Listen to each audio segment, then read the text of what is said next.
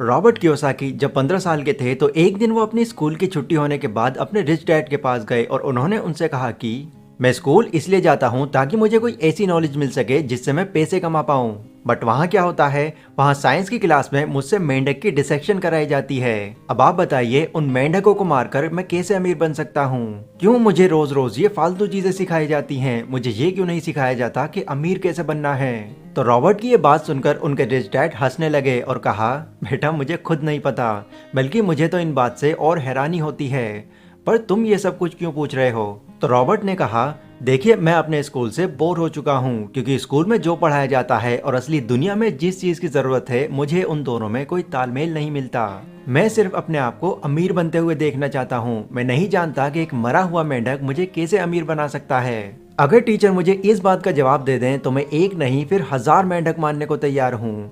ना रॉबर्ट की ये बात सुनकर उनके रिच डैड और जोर जोर से हंसने लगे और उन्होंने रॉबर्ट से पूछा, अच्छा जब तुम अपने टीचर से ये सब सवाल पूछते हो तो वो क्या कहते हैं? तो रॉबर्ट ने कहा, वो कहते हैं कि ये सब करने से तुमको अच्छे नंबर मिलेंगे और जब तुम्हारे नंबर अच्छे होंगे तो किसी भी बड़ी कंपनी में तुमको एक सिक्योर जॉब मिल जाएगी। पर मैं कोई नौकरी नहीं करना चाहता। देन इस बात पर रिच डैड थोड़ा रुके और फिर उन्होंने पूछा, अच्छा ये बताओ आज तुमको इसके अलावा और क्या पढ़ाया गया? तो रॉबर्ट ने कहा, हमको थॉमस एडिसन के बारे में बताया गया कि वो कितने फेमस और अमीर इंसान थे। रिच डैड ने उनसे पूछा, अच्छा क्या तुमको ये भी बताया गया कि वो इतने फेमस और अमीर आखिर बने किस तरह? तो इस बात पर रॉबर्ट ने मना कर दिया और कहा, नहीं तो हमें तो सिर्फ उनके आविष्कार बल्ब के बारे में बताया गया।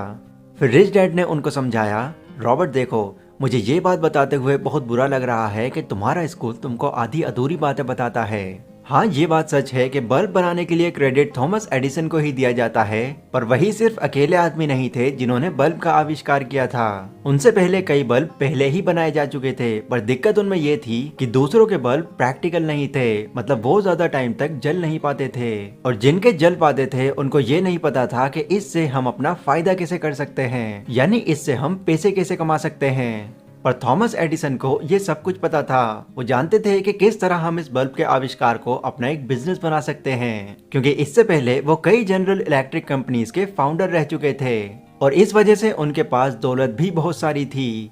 क्या तुम्हारे टीचर ने तुमको ये सब बातें बताई? तो रॉबर्ट ने कहा, काश बताई होती तो इन बातों में मैं ज्यादा दिलचस्पी लेता, उल्टा वो तो मुझे बोर कर देते हैं। तो रिच डैड थोड़ा मुस्कुराए और कहा, चलो आज मैं तुमको ये सारे राज बता देता हूँ। थॉमस एडिसन को बचपन में ही अपना स्कूल छोड़ना पड़ा, क्योंकि उनके टीचर ये मानते थे कि थॉमस के अंदर उतना दिमाग नहीं है कि वो स्कूल की पढ़ाई कर सके। तो ये बात उनको बहुत बुरी लगी और उन्होंने स्कूल ही छोड़ दिया। फिर जब वो अपनी टीन एज में थे तो उन्होंने ट्रेन के एक स्टेशन पर कैंडी और न्यूज़पेपर बेचने का काम किया। वहाँ उन्होंने ये काम करते करते अपनी सेल्स स्किल्स को इम्प्रूव किया।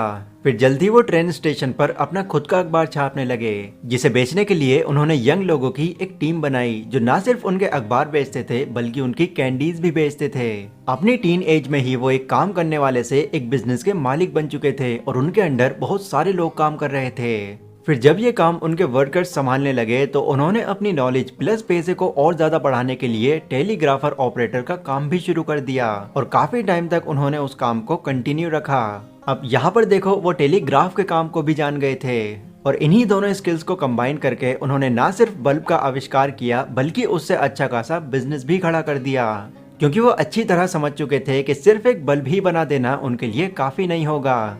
उसके लिए बिजली चाहिए, लाइट के खंभे चाहिए, लाइन चाहिए, कुछ वर्कर्स चाहिए और बिजली को इकट्ठा करने के लिए एक स्टेशन भी चाहिए। इसलिए जितना जरूरी ये बल्ब का आविष्कार था उतना ही जरूरी उनके लिए ये सिस्टम भी बनाना था, क्योंकि इस सिस्टम के बिना आविष्कार का कोई फायदा नहीं होता। रॉबर्ट मैं उम्मीद कर रहा हूँ तुमको ये बातें समझ आ रही हैं, आगे और सुनो। तो ये सिस्टम होना बहुत ज्यादा जरूरी है, पर स्कूल्स में इस सिस्टम के बारे में बिल्कुल नहीं सिखाया जाता, बल्कि उसमें यह सिखाया जाता है कि इस सिस्टम के अंदर हम एक वर्कर कैसे बन सकते हैं। पर थॉमस एडिसन इस सिस्टम की पावर को बहुत पहले ही समझ चुके थे और उन्होंने सक्सेसफुली इस सिस्टम को क्रिएट भी किया।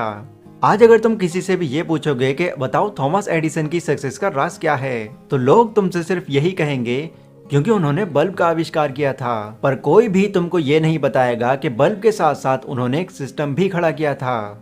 तो इस पर रॉबर्ट उनसे पूछते हैं, आपके कहने का मतलब ये है कि इस पूरे नेटवर्क के बिना इस बल्ब के इन्वेंशन का कोई फायदा नहीं होता?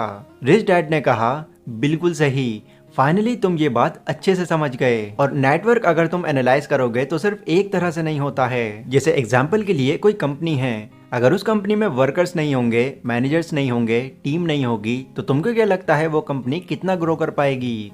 बेटा जरा भी नहीं। ऐसे ही हर चीज में एक नेटवर्क का बहुत बड़ा हाथ होता है। तो रॉबर्ट ने उनसे पूछा, जब नेटवर्क इतना ही इम्पोर्टेंट है तो हमारा स्कूल नेटवर्क के बारे में क्यों नहीं सिखाता? तो रिच डैड ने कहा, बच्चे मुझे लगता है लोगों को एक सिस्टम बनाने की जगह उस सिस्टम का हिस्सा बनना ज्यादा पसंद है, क्योंकि एक सिस्टम ऐसे ही नहीं बन जाता, इसमें बहुत मेहनत लगती है और इसी मेहनत से लोग बचना चाहते हैं। इसलिए अगर तुमको मेरी तरह आगे चलकर अमीर बनना है तो तुमको एक नेटवर्क कैसे बिल्ड करना है ये सीखना ही होगा। और इस उम्र में तुम ये सब कुछ तब कर पाओगे जब तुम ऐसी ही सोच वाले लोगों के साथ घूमोगे, क्योंकि वो कहावत तो तुमने जरूर सुनी होगी कि एक जैसे पंख वाले पक्षी इकट्ठे उड़ते हैं। ये कहावत ना सिर्फ पंछियों के बारे में है बल्कि एक अमीर और गरीब जैसी सोच रखने वाले इंसानों के बारे में भी है। अगर तुम ऐसे लोगों के साथ रहोगे जो गरीब सोच रखते हैं और हर वक्त ऐसी ही बातें करते हैं तो तुम्हारी मेंटालिटी भी कुछ ऐसी ही हो जाएगी। इसलिए उन लोगों के साथ उठना बैठना और दोस्ती करो जो अपनी लाइफ में कुछ बड़ा करना चाहते हैं, क्योंकि उन्हीं लोगों से तुमको आगे बढ़ने के लिए मोटिवेशन मिलेगा। फिर जैसा रॉबर्ट के रिच डैड ने कहा उन्होंने वैसा ही किया। मतलब रॉबर्ट ने उन लोगों से दोस्ती की जो अमीरों वाली सोच रखते थे, जो हर वक्त किसी अपॉर्चुनिटी या बिजनेस के बारे में बातें करते थे। और कहीं ना कहीं उनका ये फैसला उनके बहुत काम आया, क्योंकि उनके इस डिसीजन से उनकी मेंटालिटी पूरी तरह से चेंज हो गई।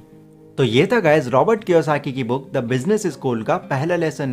अगर आप ये चाहते हैं कि इस पूरी बुक को मैं चैप्टर वाइज कवर करूं तो मुझे कमेंट सेक्शन में अपना ओपिनियन जरूर बताएं। और इसी तरह का हेल्पफुल कंटेंट लगातार देखने के लिए मेरे न्यू चैनल आसिम जिहान को जरूर सब्सक्राइब करें। तो मैं मिलता हूँ आपसे जल्द ही अपनी नेक्स्ट वीडियो में, तब तक के लिए टेक केयर।